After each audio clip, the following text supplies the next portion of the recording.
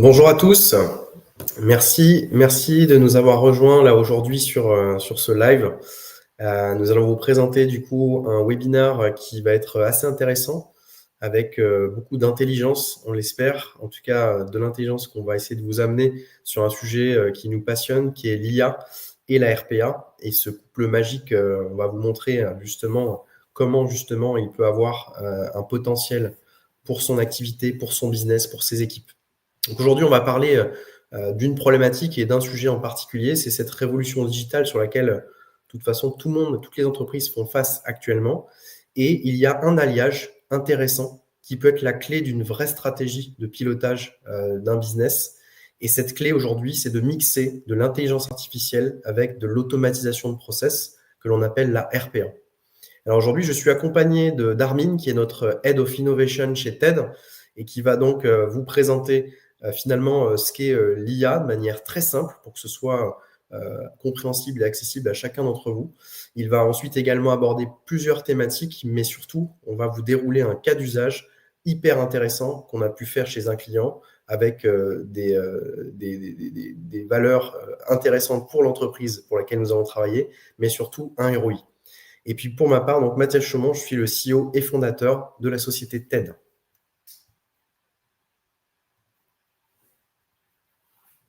Donc au sommaire, on va travailler en 4 parties. Première partie, je vais vous présenter TED, qui nous sommes, pour ceux qui ne nous connaissent pas.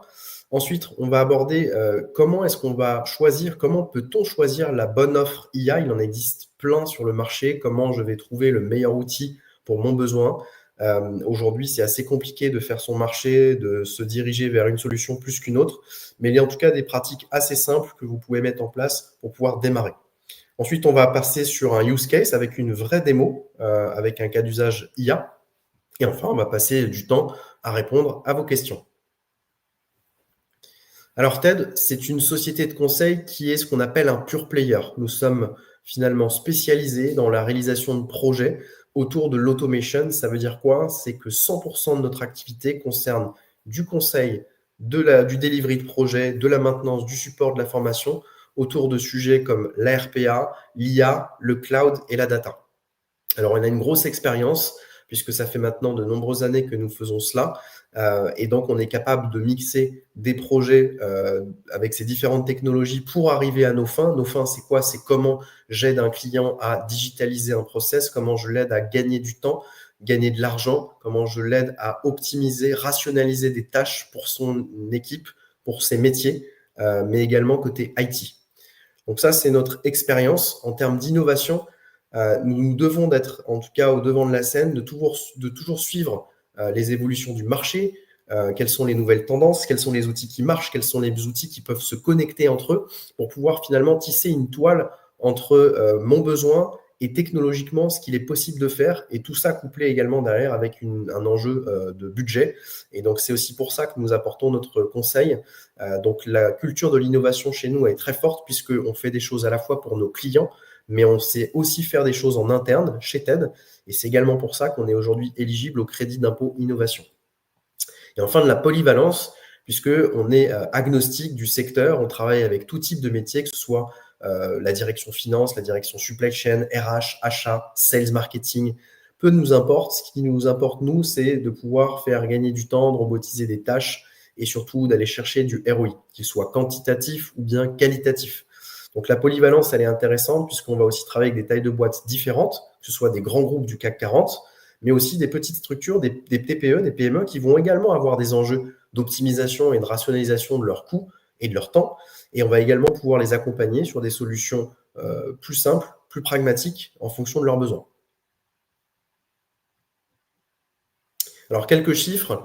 La boîte aujourd'hui, TED, elle s'est lancée en 2016.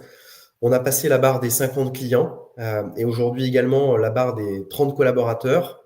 Donc, on est plutôt fiers de ces chiffres avec une grosse croissance depuis 2020 car ce sont des sujets aujourd'hui qui sont à fort enjeu. C'était il y a quelques années des sujets d'innovation avec du budget et du temps assez peu finalement consacré par les clients. Aujourd'hui, c'est un vrai enjeu, un vrai levier, soit business, un levier opérationnel.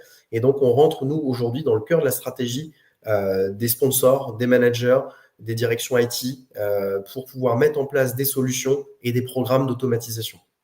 Et donc, c'est aussi pour ça qu'aujourd'hui, on a pu répliquer, nous, chez différents clients, ces projets. Et donc, on a également passé plus de 130 projets aujourd'hui chez nos clients. Et donc, c'est en ce sens aujourd'hui qu'on a la légitimité, en tout cas, qu'on se sent légitime de pouvoir vous expliquer, de vous partager nos connaissances, nos compétences en matière d'RPA et d'IA. Alors, les prestations aujourd'hui que l'on délivre chez les clients, elles sont très simples. Il y en a 6, des 6 grandes familles de prestations. Les premières sont plutôt orientées conseil. On va aider les clients à détecter des use cases, des clients qui ne savent pas par où commencer dans le monde de l'automatisation. On va aller donc voir les métiers. On va organiser des ateliers qu'on appelle de design thinking. Et donc, c'est ce qu'on appelle chez nous le discovery. Et donc, à l'issue de cet atelier, on va être capable de ressortir différents cas d'usage avec des potentiels d'optimisation. Après, est-ce que c'est RPA, IA, est-ce qu'il y a des sujets data, gouvernance? Ça, c'est des informations que l'on va ensuite détecter et mettre à plat dans la partie 2 qui est l'audit. L'audit, on va se poser cette fois-ci avec des sachants côté métier qui vont nous dérouler en pas à pas les informations de votre process. Et à l'issue de cela, on va pouvoir être capable de vous dire est-ce que le process est robotisable, avec quelle technologie, combien ça va vous coûter, quel est le ROI et quelle est la complexité du projet. On a également la capacité d'accompagner des schémas directeurs, donc de la stratégie, comment je déploie à grande échelle, comment je scale finalement ma stratégie autour de l'automatisation, comment je crée un centre d'excellence opérationnelle autour de la RPA. Ce sont des thématiques, des problématiques que l'on va mettre en place et aider les sponsors à mettre en place dans leurs entreprises. Et enfin, on a la partie projet. Bien évidemment, on est une société de conseil, d'intégration, donc on va délivrer des prestations et donc on va développer des robots, des applications, des flux, des programmes pour mettre en place ces automates. On va faire également assurer la maintenance et le support de nos projets. On a aussi la capacité de reprendre complètement la maintenance et le support d'anciens programmes, applications, robots développés par vos équipes en interne ou bien d'autres prestataires. Et enfin, on essaie de transmettre nos connaissances à nos clients qui ont le souhait de pouvoir être autonomes, de pouvoir faire des choses, de faire des robots notamment. Et donc, on va les former sur des technologies que l'on maîtrise aujourd'hui sur la partie RPA, data, IA notamment. Alors, je vais vous laisser la main, du coup, sans plus attendre, avec Armin, qui va donc vous expliquer comment finalement on peut choisir la bonne offre intelligence artificielle. Yes, merci Mathias. Bonjour à tout le monde, Armin Kadric, Head of Innovation chez TED. On a décidé de faire un webinaire, surtout aussi pour vous présenter un use case, un use case qui s'applique dans le retail qu'on a développé, où on a mixé RPA plus intelligence artificielle. Donc à la fin de ce webinaire, on va faire une démonstration live de ce robot qui utilise de l'intelligence artificielle, et aussi on mettra en avant la roadmap projet qu'on a mis en place, mais aussi le coût de l'intelligence artificielle, combien est-ce que ça a coûté. Alors tout d'abord, en fait, on va expliquer quelles sont les offres possibles d'intelligence artificielle à mixer justement avec votre RPA. J'ai aussi envie dans ce webinaire de démystifier certaines fausses idées qui sont que l'intelligence artificielle, ça coûte cher. Ce n'est pas vrai. On peut faire de l'intelligence artificielle à des coûts moindres, et surtout que l'intelligence artificielle est facilement accessible. Et vous allez le voir dans ce webinaire. Donc, choisir la bonne offre IA. Donc, déjà, en fait, vous savez tous ce que c'est la RPA, la robotisation de processus répétitifs, l'intelligence artificielle avec les capacités d'une machine à imiter des fonctions cognitives humaines. Aujourd'hui, on a un domaine d'application qui est l'IPA, l'Intelligent Process Automation, donc de la RPA à laquelle on a mixé de l'intelligence artificielle. Et ce type de projet rentre dans une stratégie globale qui s'appelle l'Intelligent Automation. Donc, en français, l'automatisation intelligente, qui est vraiment une stratégie d'entreprise où ce n'est pas seulement de la RPA, mais c'est aussi de la RPA, de l'intelligence artificielle, de l'intégration en masse des données avec des outils comme WinShuttle, par exemple. Et donc, ce webinaire va se concentrer justement sur l'Intelligent Automation.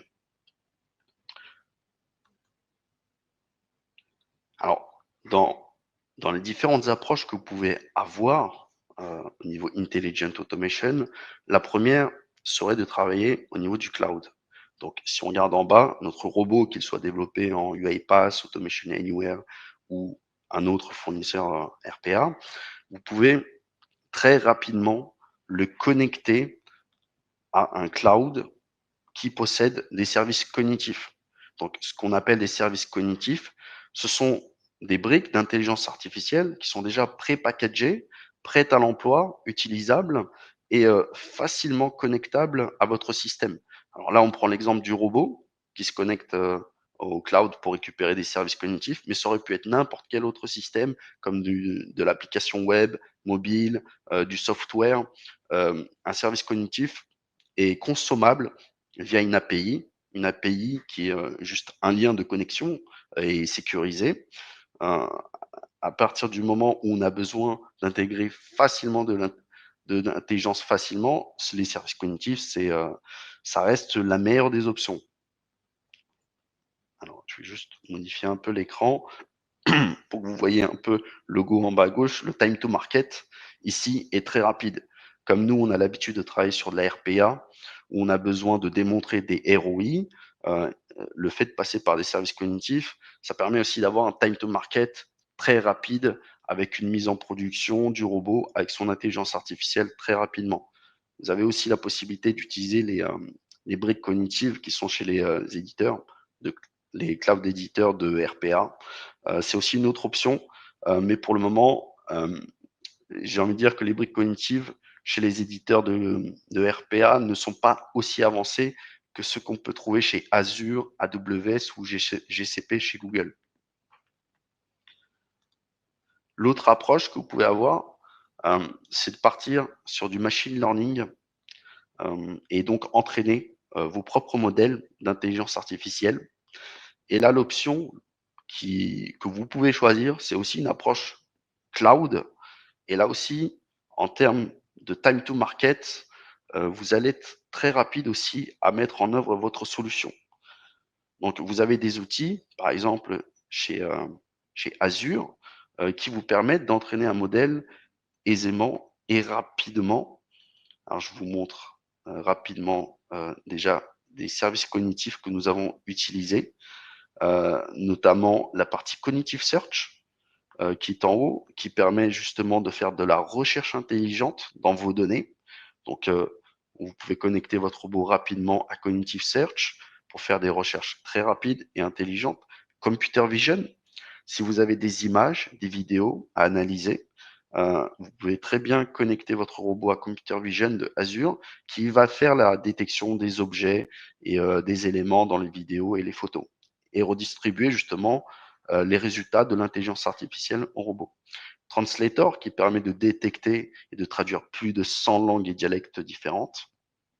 Language Understanding qui permet facilement de faire des résumés de texte et faire de l'analyse de sentiments aussi, ce qui peut être intéressant aussi pour les robots, pour détecter des cas avec du mécontentement, par exemple, sur du feedback de user. Donc ça, c'était les services cognitifs. Si je reviens sur la partie machine learning, côté Azure, vous avez un outil qui s'appelle Azure Machine Learning Studio. Aujourd'hui, il devient très très simple de entraîner un modèle en utilisant cet outil. Alors, il faut absolument passer par le cloud pour faire ça. C'est pour ça que je disais qu'on voulait démystifier le fait que de fausses idées où aujourd'hui faire du machine learning, c'est compliqué, il faut absolument une armée de data scientists, ce qui est absolument faux. Avec un tel outil, des compétences en développement et une connaissance globale, je dis globale, de l'intelligence artificielle et du machine learning sont suffisantes pour pouvoir utiliser un tel outil qui fonctionne en drag and drop. Donc là, vous voyez, c'est du glisser-déposer. Pour ceux qui ont l'habitude de travailler en RPA avec des outils comme UiPath, avec des flowcharts, vous voyez que c'est pas plus compliqué. Donc on fait glisser-déposer des éléments en fait du pipeline parce que derrière en fait tout le code en Python est déjà préconstruit. On n'a que de la configuration à mettre en place pour normaliser les données, nettoyer les données pour ensuite lancer l'entraînement du modèle. L'avantage, c'est qu'on a accès à une capacité de calcul sans limite, puisque au niveau du cloud, on va louer cette capacité de calcul. On va sélectionner tous les algorithmes qui nous intéressent, lancer les entraînements en parallèle et récupérer les meilleurs résultats pour les meilleurs algos. Donc, ça, si on devait le faire sur site, on-premise, c'est beaucoup plus long, beaucoup plus compliqué. Il faut beaucoup plus de compétences et ça prend beaucoup plus de temps.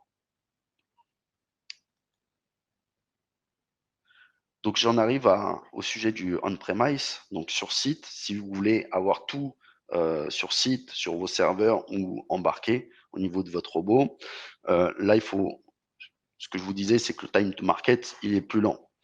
Donc, vous allez avoir besoin de capacité de calcul pour pouvoir entraîner tous vos modèles. Il y aura un certain délai aussi pour entraîner vos modèles. Ça va prendre plus de temps, mais le gros avantage que vous avez ici, c'est vous maîtrisez complètement la sécurité de votre système.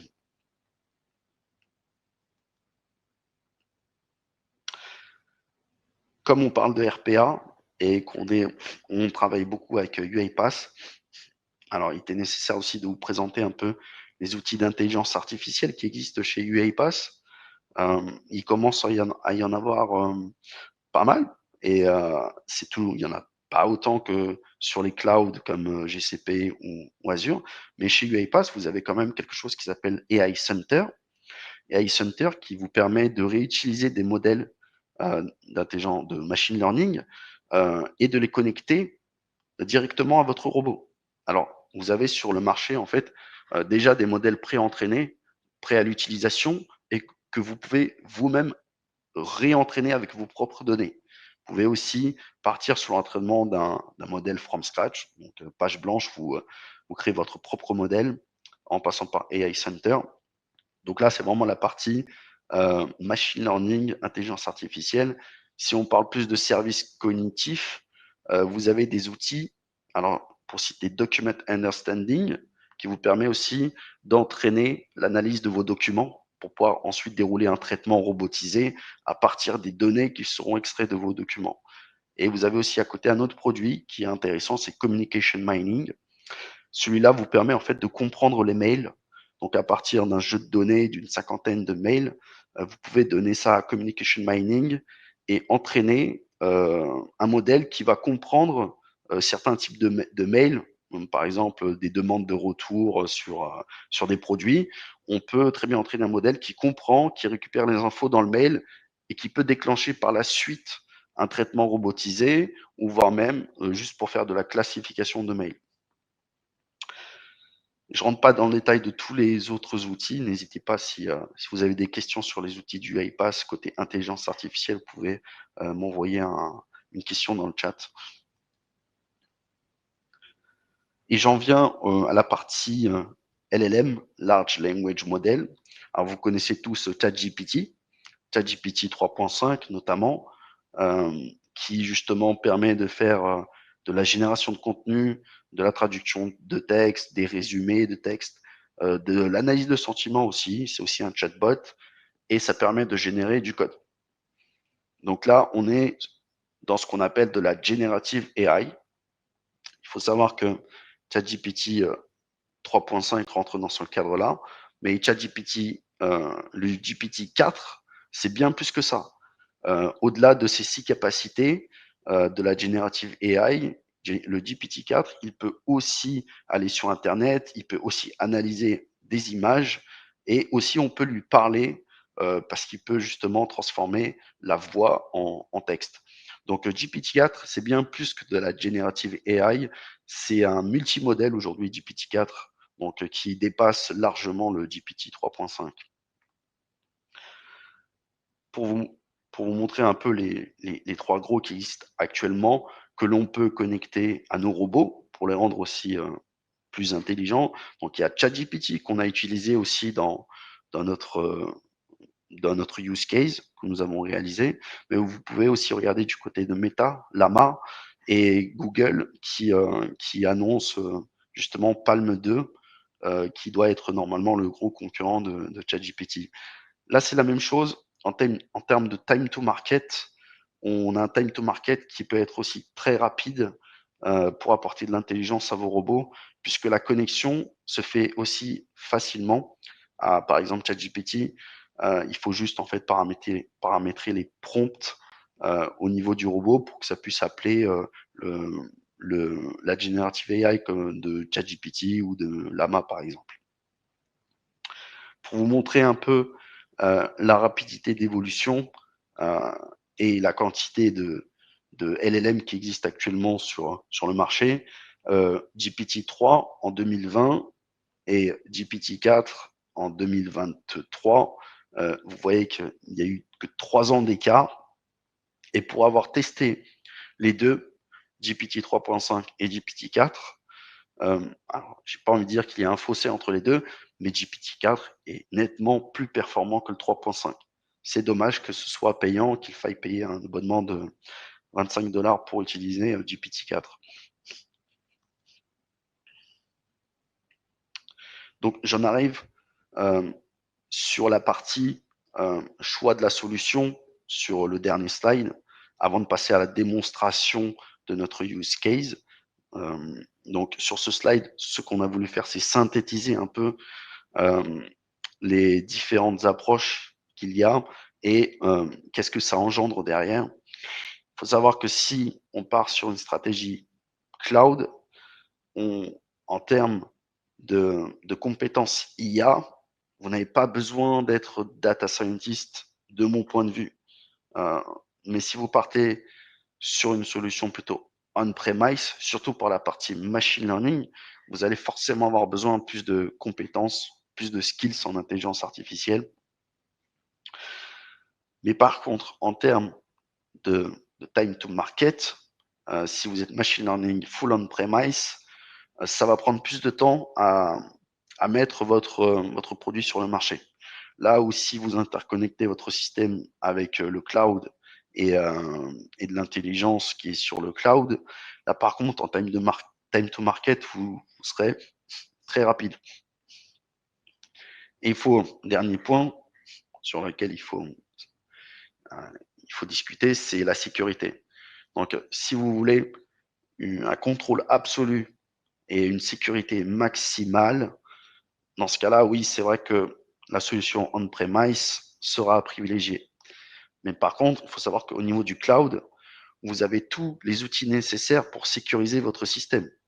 Donc, quand vous appelez votre intelligence artificielle via une API, vous pouvez sécuriser cette API, qu'elle ne soit pas ouverte au public, mais uniquement à votre système. Ça, c'est pas du tout un problème. Donc, la sécurité, elle est aussi présente sur le cloud, mais vous n'avez pas une maîtrise totale, absolue de la sécurité.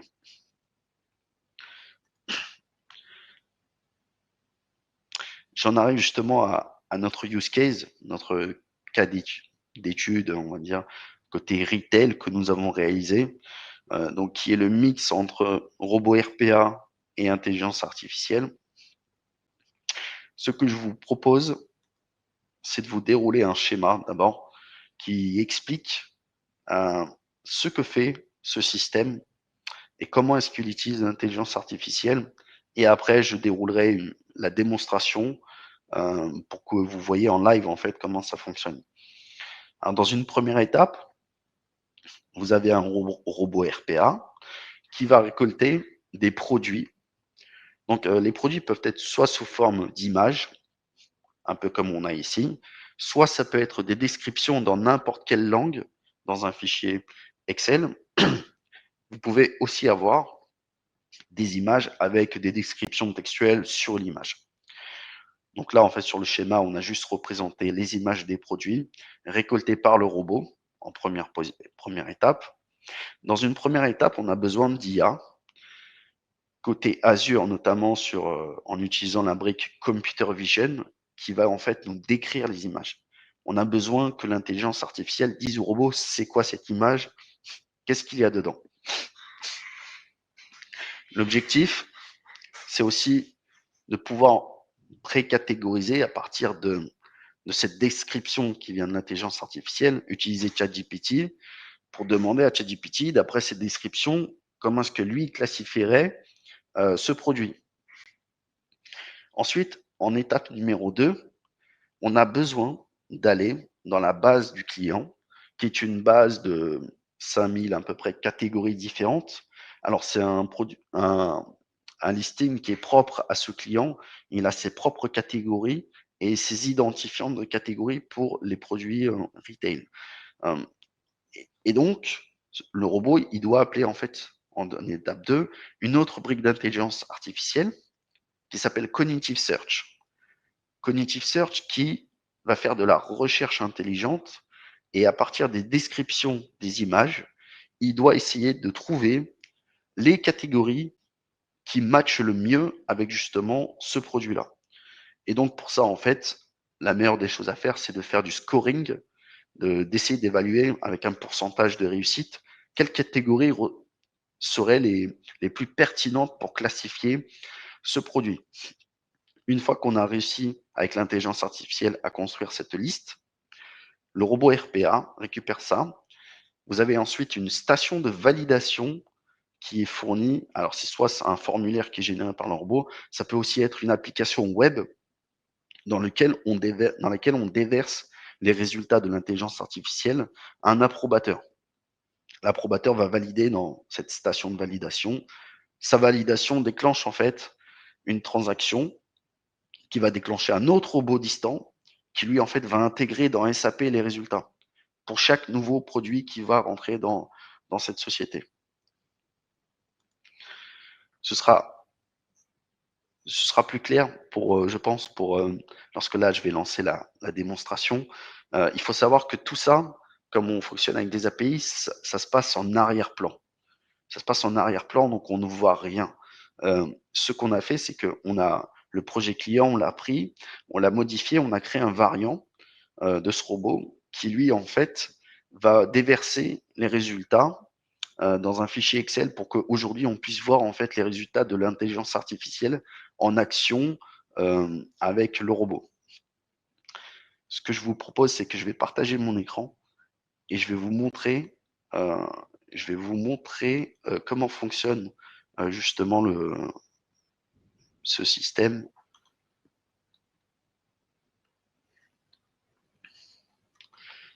Alors, on va commencer par l'analyse d'image.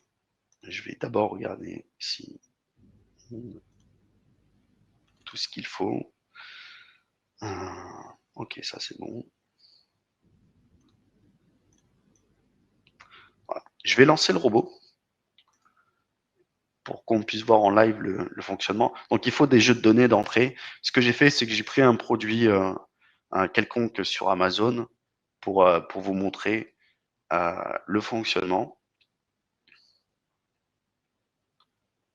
Donc là, je vais lancer le robot qui va analyser les images. Il y en a un deuxième qui, lui,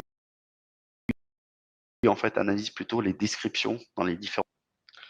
Le robot va me demander le dossier de travail. Donc là, c'est pour la démonstration. Ensuite, le robot, il me demande les accès justement pour qu'on puisse récupérer tous les credentials des API.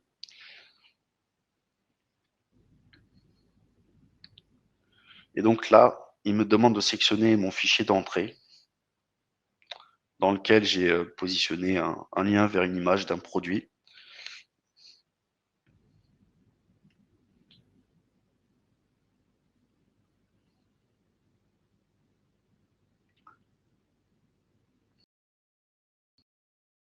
Alors là, le robot est lancé.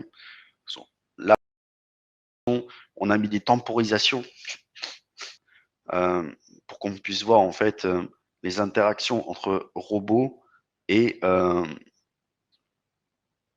attendez. Là, je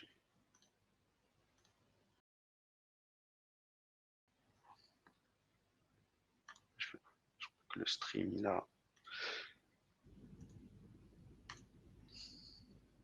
a ralenti un peu le robot. Au final, il a fonctionné, mais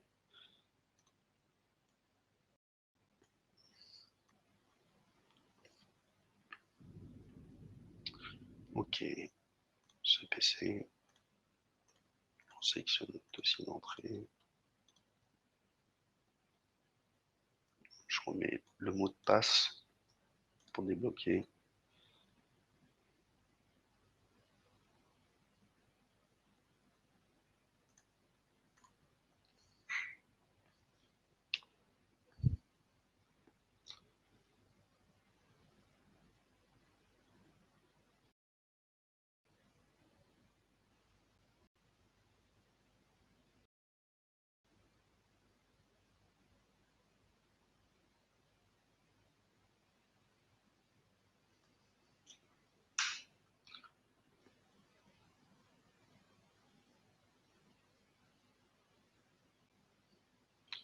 Ouais, c'est Windows qui met un peu plus de temps à afficher la fenêtre à cause du stream.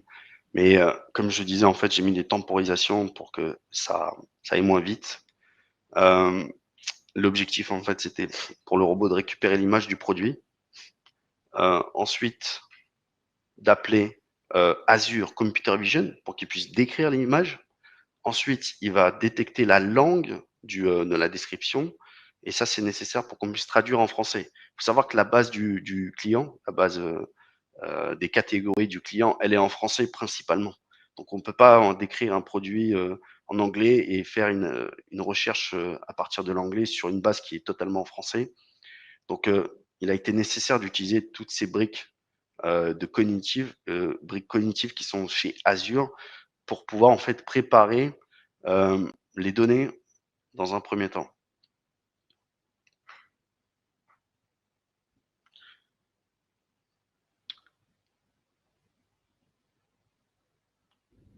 Donc là, normalement, on doit attendre en fait la communication entre le robot et ChatGPT. Donc ChatGPT a répondu parce qu'on lui a aussi demandé de pouvoir classifier ce produit.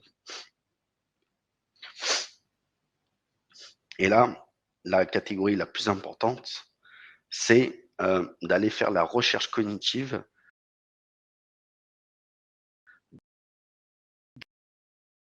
dans la base de catégories de l'intelligence artificielle avec la bonne catégorie de ce produit. Donc, on prend n'importe quel nouveau produit qui doit rentrer avec l'intelligence artificielle, on arrive à le décrire et on arrive à trouver une catégorie euh, pour classifier justement ce produit. Et lorsqu'il est classifié, nous avons un autre robot qui doit ensuite rentrer en compte pour intégrer dans SAP ce nouveau produit.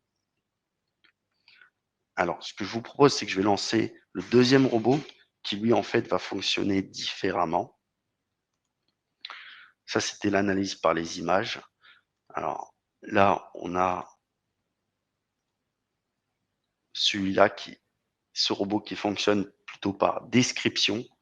Et vous allez voir que c'est différent.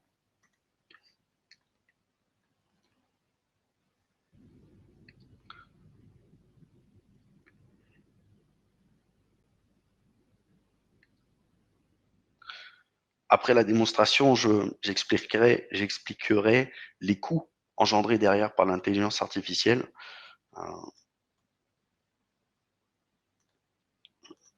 Je vais juste lancer.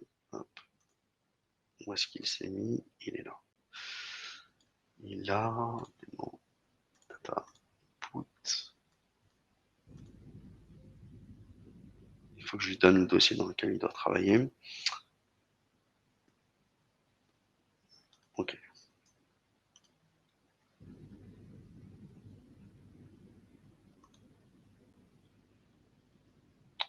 Donc normalement là c'est bon, il est lancé. Alors pour ce robot-là, lui en fait il attend que je lui donne en fait des données. Donc là en fait on n'est pas sur de l'image, mais ça va être de la description. Vous pouvez avoir des descriptions de produits dans n'importe quelle langue, en coréen, en allemand, en chinois. Donc là j'avais préparé 3 jeux de données. Euh, je vais juste positionner ça ici. Et le robot, normalement, il va prendre, ce fichier pour le traiter. Voilà, donc là, le robot, il a pris le fichier d'entrée que je lui ai donné.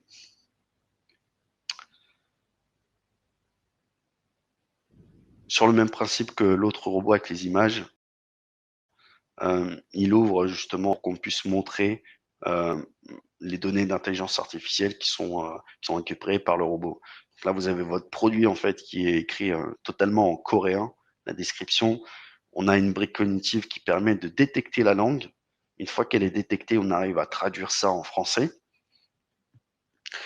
Et par la suite, on demande aussi à ChatGPT de traduire en français parce qu'on peut comparer aussi la traduction de Azure et de ChatGPT pour voir. Des fois, ce n'est pas du tout la même chose.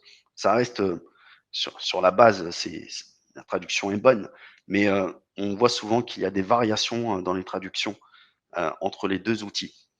Là, ça met un peu plus de temps parce que je pense que le stream, il prend toute la bande passante. Normalement, ça répond beaucoup plus rapidement avec ChatGPT. Du coup, je vais le laisser continuer. Ok. Donc là, on a récupéré la traduction française de ChatGPT.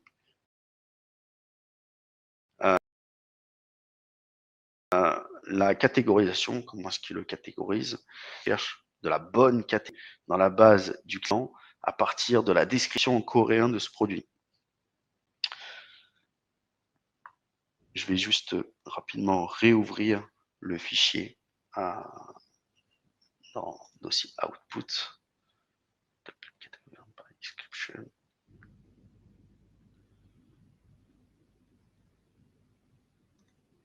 Donc tout ça, normalement, ça fonctionne en background, en arrière-plan. C'est pas visible. C'est justement pour les besoins de la démo qu'on a construit ce fichier Excel.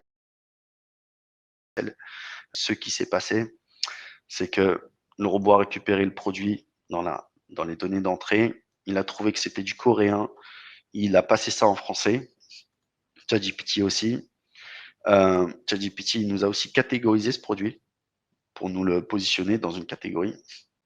Et vous avez la partie recherche intelligente de Azure qui nous a trouvé. Alors, vous voyez bien qu'il y a des catégories qui n'ont rien à voir. Hein. Mais en première position, il a bien trouvé en fait que voilà, c'est un essuie-tout en rouleau à partir de justement cette description en coréen. Alors, je vais fermer. Je reviens sur les slides. Donc là, juste 2 slides pour vous expliquer. Alors déjà, la roadmap projet qui a été mise en œuvre pour arriver à nos fins, donc mettre de l'intelligence artificielle dans l'IA, avec de l'IA, pardon. Et après, on parlera des coûts, combien ça a coûté. Alors, tout d'abord, en fait, dans le premier jalon qui a duré 8 jours, on a mis en place toute la partie architecture, la connexion avec Azure. Il y a eu de l'OCR aussi à un moment donné. Il y a des credentials qui ont, au niveau sécurité, il a fallu stocker les accès. La connexion avec ChatGPT 3.5, à ce moment-là, on avait développé notre propre connecteur en C# pour le robot, mais aujourd'hui, plus besoin de développer de connecteurs. Vous allez sur n'importe quel éditeur de RPA, vous avez des connecteurs pour ChatGPT. Ensuite, pour la partie pertinence et notation de l'IA, donc en fait, c'est Relevance and Scoring. Cette brique, elle s'appelle comme ça, c'est vraiment la pertinence et le scoring de ce qu'on recherche. Donc là, c'est la partie Cognitive Search, ce qu'on voit à la fin. On recherche les bonnes catégories. Ensuite, en 10 jours, on a fait une station de validation parce qu'on peut avoir des catégories en fait qui ne correspondent pas du tout. On est sur de l'intelligence artificielle, on a des taux de réussite, mais on a forcément aussi des taux d'échec. Et pour pouvoir traiter les taux d'échec, il faut une station de validation. Et donc ensuite, quand on récupère la data de la station de validation, c'est soit on est bon et du coup ça part sur de l'intégration dans SAP, ou soit on n'est pas bon et dans ce cas-là, il faut améliorer le modèle. Donc il y a aussi eu de l'historisation, donc historiser tout ce qui se passe parce qu'il est possible aussi de retrouver les anciennes validations, les approbateurs, pour justement optimiser le système pour éviter des fois d'utiliser, de consommer de l'intelligence artificielle. Ça, des fois, le fait qu'on ait un historique de validation, ça permet de ne pas appeler l'intelligence artificielle et de ne pas dépenser en fait. Et dernière phase, c'était l'analyse des images qu'on a pu voir. Donc, on part d'un produit, mais pas la description textuelle, mais on a juste l'image. Et à partir de l'image, il faut qu'on arrive à catégoriser ce produit. Donc là, on a utilisé plusieurs outils, hein, donc Computer Vision que vous avez vu dans cette démo, mais il y a aussi eu GPT-4, l'analyse d'image, qui est très performant. Nous avons aussi exploré Google Lens Reverse Image Search pour décrire des images, pardon, pas décrire, mais à partir d'une image, trouver des correspondances chez les concurrents. Ça, c'est vraiment la roadmap. Donc, en un peu plus de 30 jours, nous avons pu mettre en place ce projet RPA plus intelligence artificielle avec plusieurs types d'intelligence artificielle. Donc là, on a du LLM avec du ChatGPT, mais on a aussi du machine learning pré-entraîné côté Azure. Et donc tout ça, pour en arriver au coût de l'intelligence artificielle, nous avons eu 4 on va dire, phases de tests sur une certaine quantité de produits avec les différents outils et leurs coûts. Donc, la première approche qui était d'utiliser Cognitive Search de Azure, Computer Vision et GPT 3.5 pour un coût de quasiment 3500 $ l'année. On pouvait faire passer, alors sur 2 millions de produits par an. Normalement, le traitement manuel aujourd'hui, c'est quasiment un peu plus de 2 millions de produits par an qui sont traités par des personnes. Si on extrapole par rapport à notre jeu de données, on était à peu près 72% de réussite pour un coût de 3500 $ annuel. En ajoutant Google Lens en stratégie numéro 2, donc pour apporter encore plus d'intelligence au système, on n'a pas forcément eu plus de réussite. On est resté à 72% de réussite, mais avec un coût qui s'est multiplié, donc on est monté à 12 000 $ l'année. Par contre, là où on a vu des résultats vraiment probants, c'est lorsqu'on a ajouté, en plus de Cognitive Search, GPT 3.5, Computer Vision, on a demandé aussi à GPT 4 d'analyser des images. Là, on a vu que sur certaines images, il était au-dessus de Computer Vision de Azure. Et là, le taux de réussite, on est arrivé à un taux de réussite de quasiment 80%. Donc, sur les 2 millions de produits annuels, si on extrapole, on était quasiment à 80% de ces produits qui pouvaient être entièrement traités par robot plus intelligence artificielle. Et alors, on peut se poser la question, les 20% qu'il reste, qu'est-ce qu'on en fait? Bah, ça passe en station de validation chez l'approbateur. Et du coup, c'est une personne qui va valider justement le produit. Mais il faut retenir aussi que les résultats de l'approbateur sont sauvegardés pour plus tard, pour pouvoir optimiser aussi le système. Et donc là, sur cette approche avec GPT-4, on a un coût. Alors, Google Lens et GPT-4 nous coûtaient quasiment la même chose. On est à peu près 12 000, un peu plus de 12 000 $, 12 719 $ l'année pour pouvoir traiter les 2 millions de produits. Et donc, la quatrième approche, c'était vraiment de mettre toutes les technos d'intelligence connectées au robot RPA, mais on n'a pas vu forcément de progression en plus. Après, peut-être que les jeux de données n'étaient pas encore assez conséquents. Peut-être qu'il aurait fallu tester 10 000 produits, mais on n'avait pas un jeu de données aussi conséquent de 10 000 produits. Mais en soi, sur notre jeu de données, ajouter toutes les technos d'IA à notre robot n'a pas forcément fait augmenter le taux de réussite. Donc c'est vraiment l'ajout de GPT-4 qui nous a fait augmenter le taux de réussite à 80%. Donc on pense vraiment euh, que ajouter toutes ces technos en même temps, ça n'a pas forcément été nécessaire, puisque GPT-4 en fait a démontré qu'il pouvait être supérieur à certaines autres technos. Et là, le coût, on était quasiment à 22 000 $ sur l'année. Donc là, on voit que sur la stratégie 1 à 3 500 $ l'année, ça reste une bonne option pour avoir 72 % de réussite. Et si on ajoute 10 PT4, 80 % de réussite pour 12 000 $. Il faut savoir qu'en intelligence artificielle, ce sera toujours les 10 derniers pourcents qui sont les 10 derniers pourcents de réussite. On est en échec. Les faire passer en taux de réussite, c'est le plus difficile.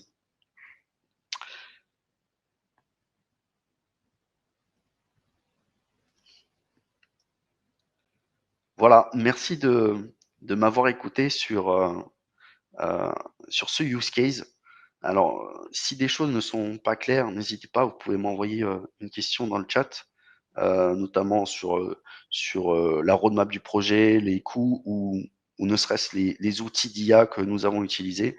N'hésitez pas si vous avez des questions.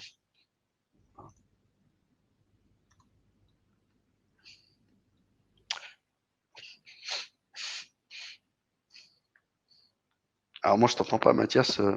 Pardon, excusez-moi, il y avait un petit souci de son.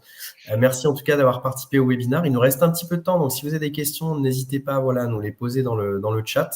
Dans tous les cas, on restera disponible. Vous avez nos contacts via LinkedIn. Donc, si vous avez quoi que ce soit, on sera là pour répondre à vos questions. On va également faire un replay du webinaire, donc vous pourrez à tout moment également revoir un peu les différentes parties. On espère en tout cas que ça vous a paru intéressant, que vous avez appris des choses également. Et donc, voilà, on souhaitait en tout cas vous prendre le temps de vous remercier pour le temps que vous nous avez consacré ce matin. Merci beaucoup à tous.